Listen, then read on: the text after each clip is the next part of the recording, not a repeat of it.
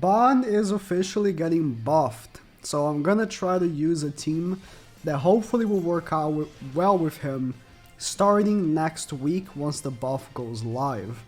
So let's talk about what they said they're working on changing while I talk about what I think will happen. I wanted to base, my claims of what I think will actually be done based on Margaret, because Margaret was the only other festival that was buffed. If you don't know, by the way, Bond is confirmed by Dev Note that he's gonna get buffed next week. So let's go in. So this is a human team. We don't have a back unit for humans, so I'm having to use Zeldris. Hopefully a good back unit for humans goes like... I wouldn't mind if the free Arthur is a back unit. So maybe we would replace this Arthur with someone else. Rudius? I don't know. Someone. Roxy? I don't know. But this is the case for now. So the changes being made, one for his passive. They say that they want it to be more open to more characters to actually proc the passive. I think the only logical and Grand Cross sometimes doesn't make perfect sense in one sentence, but the logical thing to me would be humans. Whenever a human uses a skill, right now, you have to be not only a 7 Deadly Sin character, it also needs to do damage with the skill, which is really bad for a few of the 7 Deadly Sins characters, including Gaffer. So rank ups don't count for his passive. And both Gaffers actually. The rank up Gaffer and the festival Gaffer. Both of those characters are horrible to use with Bond, even though they could be really good because of the debuffing from festival Gaffer. Just because there's nothing you can do about that passive, right? You're not doing much with the passive because you're not actually proccing anything with those non-attack skills. And that really sucks. That really, really sucks. Oh, Melly. Okay. That really, really sucks. See, this is where... So I'm not using the... I'm not using a team that's actually good for him because these two characters are not proccing his passive. So ideally, I would want... As soon as Arthur, for example, uses a stance, it would apply the debuffs from Bond's passive into all of the enemies. That would be my idea over here. Like, as you can see, it's not too bad. Like, using... This is not a good team for Bond at all. But Arthur's giving more damage. And Kyo's giving more damage with the ignites as well. It's not bad. By the way, I forgot to include the anime girl fi flavor is back in stock again. These ad reads are so dumb. Anime girl fi. Oh my god. And there's a new white grapefruit flavor, so click link if you're interested.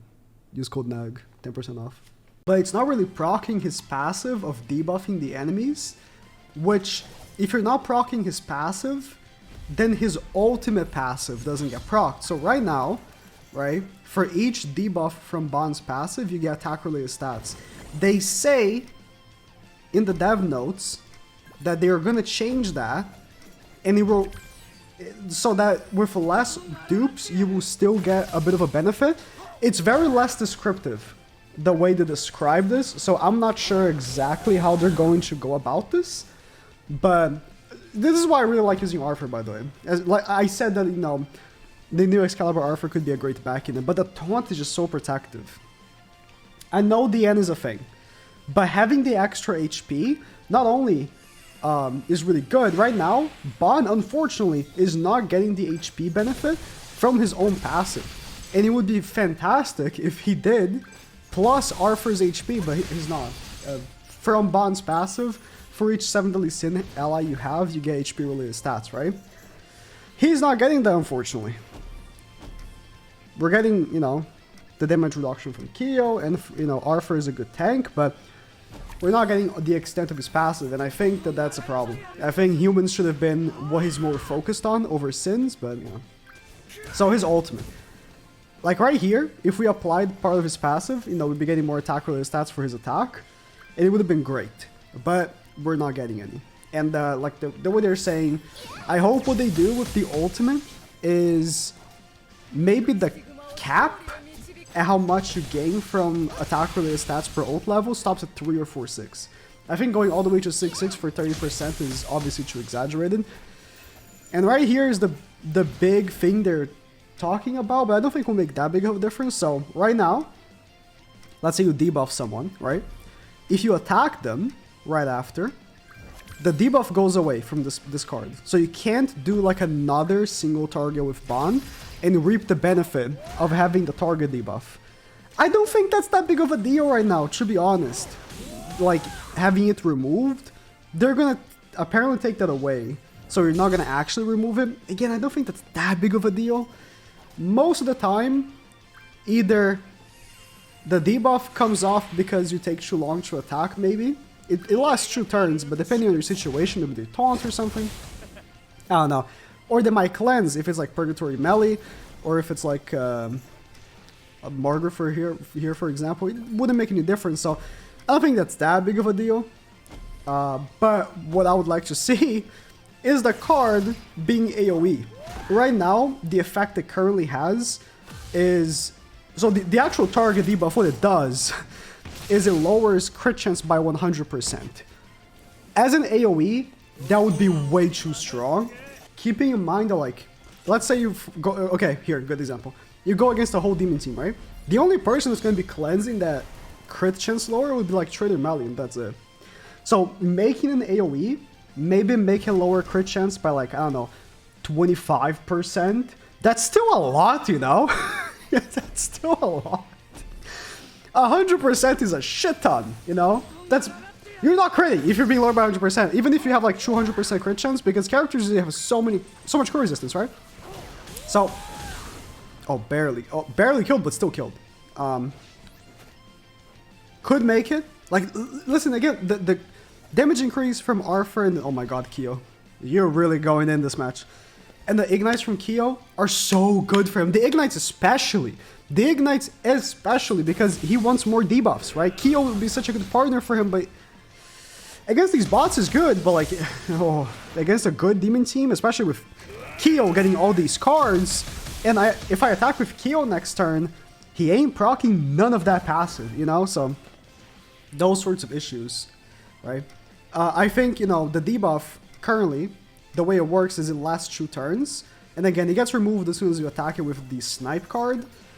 If it's not going to be removed by attacking with the snipe card, what they can do instead is make it last only 1 turn, right? So it's not too overwhelming for the enemy.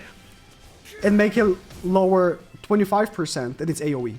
I think it would be very good. It would be way better than what it is, but it wouldn't be overwhelming to the point where Ban is a hindrance to every single other team in the game. Which I think is like the weird middle ground they have to play with, right? They really want to make Ban a actual good unit, but they obviously don't want to make him completely unbalanced, right? They do this all the time, so it's not like it's new. They make unbalanced characters all the time. But ideally, I would prefer if they don't do it like for this guy and make every single other team in the game unplayable like it was with Purgatory Bond. So I think that change would be great. They do not mention, by the way, making this card an AoE. The only thing they mention is the target will not be removed anymore after using the other single target, which personally, like I just said, don't think it's that big of a deal. Removing the target after the single target is not that big of a deal because do you just have 2 snipe cards? And if you have 2 snipe cards, bitch, combine them. You're gonna hit super hard. You know what I mean? Like, really not that big of a deal. It will only really be a big deal if it becomes an AoE. And even then, I don't know. I don't think it's that big of a deal. It's still a good change, not being removed, but making the card in AoE will be a much bigger difference. And keep in mind, right, the way that the combo works, it's not like the snipe card is doing enough damage to one-shot anything. I still need some of this damage from this card. Like, for example, here, I'm going to do the attack on Melee, right? So I'm attacking Melee, then attacking him again, right? The first attack does a decent amount of damage, like 56k, Not the most damage ever. Not the biggest thing ever, but if it wasn't AoE, it would obviously be doing way less damage. Is what I'm saying, right? It's not going to be overpowered to the point where you're going to be like, I don't know, pulling out the AoE and then two-shotting, like one-shotting two characters. It's not really going to happen. The AoE is not going to be doing that much damage, so the single target is not going to be completing as much.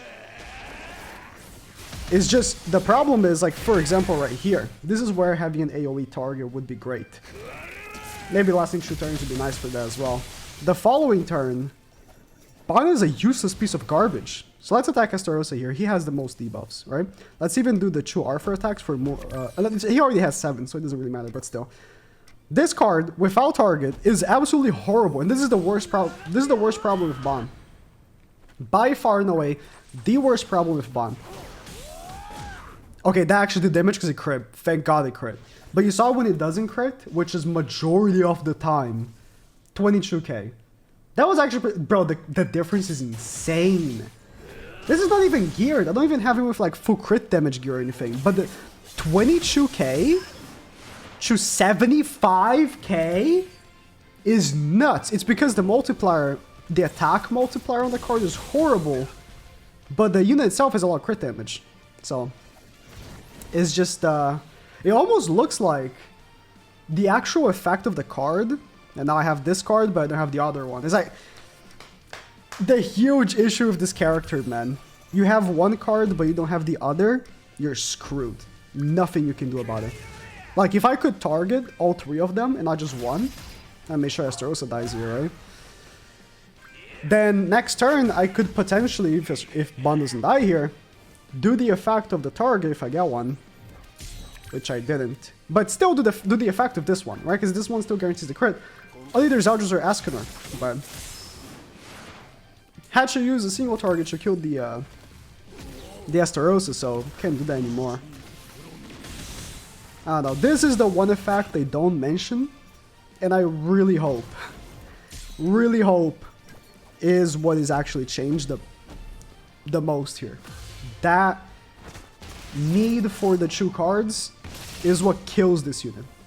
I have faith they're gonna do him justice because, you know, Margaret was really bad. Margaret pre-buff was really bad, and then post-buff became the best unit in the game at the time, right? They can do it again. I see... Oh no. Oh no. Okay. The AI didn't go for it. I see no reason for them to be, like, stingy when it comes to this Ban and not give him an insane buff. So, let me know what you think. Do you think that the change to an AoE would be too much? I think they could make it in a way that's balanced still, but he's just good and not garbage like he is right now. That's the way I see it.